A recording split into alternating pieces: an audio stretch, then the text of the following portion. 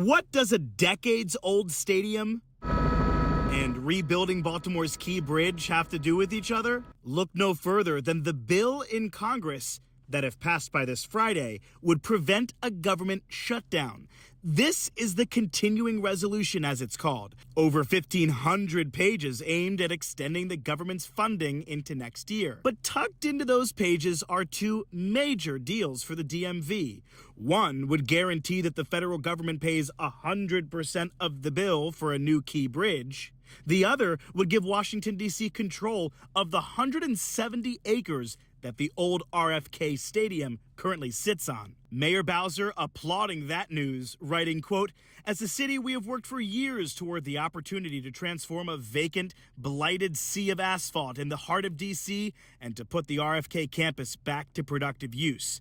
Today, we are pleased and grateful to congressional leaders for advancing this critical bipartisan legislation that recognizes the potential of the land." D.C. getting control of RFK is a big deal and could lead to the Washington Commanders moving back to Washington, D.C. But it isn't a done deal yet. Congress first has to pass this continuing resolution. If they do, then it'll be game on for D.C. to finally figure out what happens at RFK.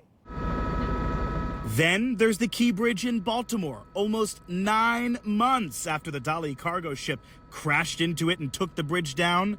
Maryland lawmakers securing something they've hoped for. The federal government will pay the entire multi-billion-dollar bill to build a new bridge. Are you confident that this is going to be fully rebuilt, the Key Bridge, by 2028?